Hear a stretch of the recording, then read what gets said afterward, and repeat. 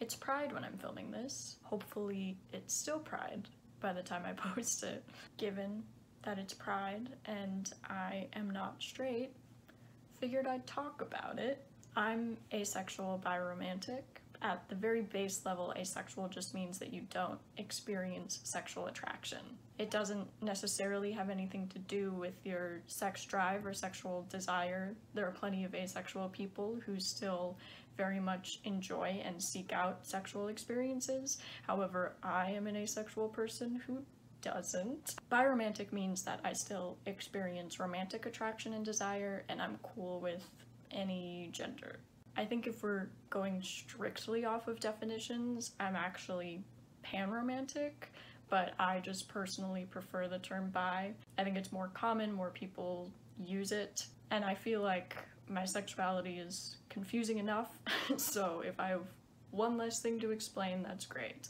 Given that my romantic and sexual orientations don't match, the first question I always get is, well then what is a relationship to you? To which I say there's more to a relationship than just sex. I understand for a lot of people sex is a very important part of a relationship, but it's not the only part of a relationship. And so for me, a relationship is the emotional bond that you have with a person. And I do still enjoy other physical aspects of a relationship, like kissing and cuddling and all that. I just don't want to have sex. So I actually didn't know that asexuality existed until I was 17. And for a very long time, I had kind of just assumed that sexual attraction was like a myth because I never experienced it. I never thought about sex. I never really wanted to have sex with anybody. And so I was like, well, everyone else must feel that way too, right? And it wasn't until I was 16 and I was at a sleepover with a couple of friends and I brought that up, that I never think about sex. I don't know if I want to have sex, expecting them to be like, yeah, same. Instead, they were all like, oh, I think about it all the time. I really want to have sex. And I was just like, oh, okay. And I spent about a year being very confused and kind of feeling like there was something wrong with me, because I was like, well, if everybody else actually does experience sexual attraction and I don't, like, what's happening? And then I stumbled across Evan Edinger's YouTube channel, and he's stated on multiple occasions that he doesn't want to be like the spokesperson for asexual people, which I totally get, but also this is just how I found out about it. But he had a video on his channel talking about how he's on the asexual spectrum and how he figured it out, and I saw it and I related to a lot of it, and then I did some Googling and it just like clicked and I was like, yep, this is me. Everything makes sense now. It did still take me a while to kind of fully accept it, and it's honestly something that I still sometimes struggle with because sex is such a big part of culture. Everybody talks about it. It's assumed that everybody does it, or at the very least wants to do it, and so being somebody who doesn't can be tough sometimes. And then figuring out I was biromantic was a little bit more complicated, because really the only barrier to me figuring out that I was asexual was that I didn't know that it existed, whereas with my romantic attraction I had just assumed I was straight for a really long time, because I would get crushes on boys and heteronormativity exists, and so I was like, that means I'm straight. And even though I was clearly crushing on girls, I still just brushed it off, especially because there's this notion that like, oh well, every girl does that. Every girl thinks about hooking up with other girls. Every girl is like open to the idea, and that's just not true. If you are a girl and you repeatedly think about engaging in romantic or sexual activities with other girls, particularly if it's a specific girl that you keep thinking about, that's a crush, dude. Everybody says like, well, every girl gets like that, but that's not true.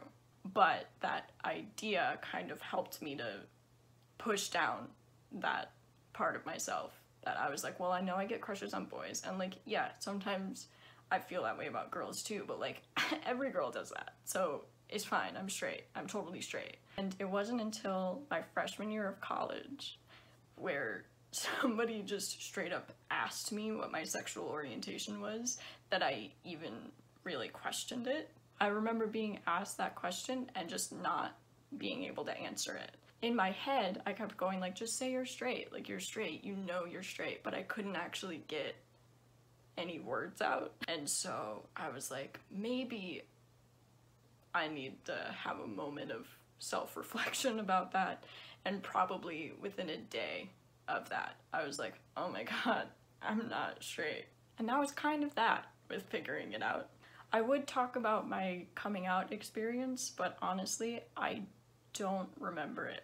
It obviously happened because people know, but I genuinely don't remember ever telling anyone. I remember some experiences from later on, because obviously you never stop coming out.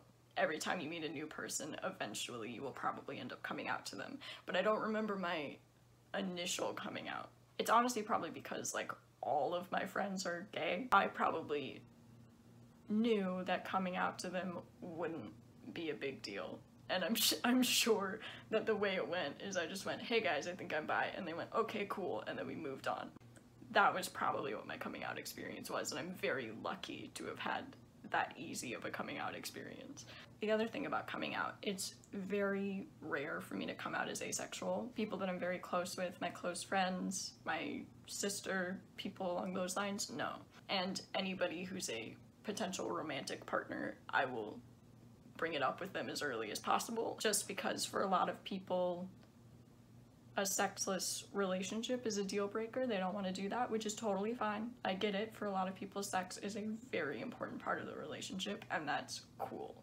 But also, if you are somebody who doesn't want to be in a sexless relationship, and the only thing I can offer is a sexless relationship, kind of want to get that out of the way first so that we can just call it off right away.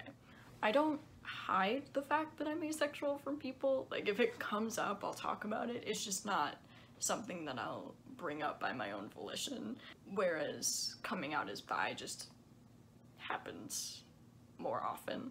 I think I've kind of touched on everything I wanted to touch on.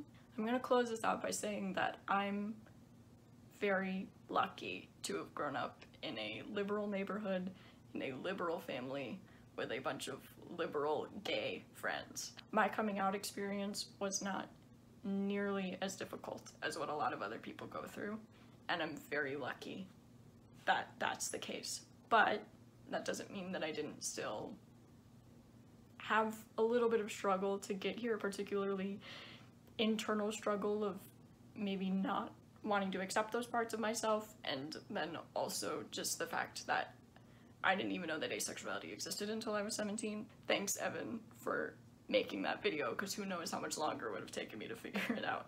But I still acknowledge my privilege in having a fairly easy experience to get to this point. I think that's about it, so happy Pride.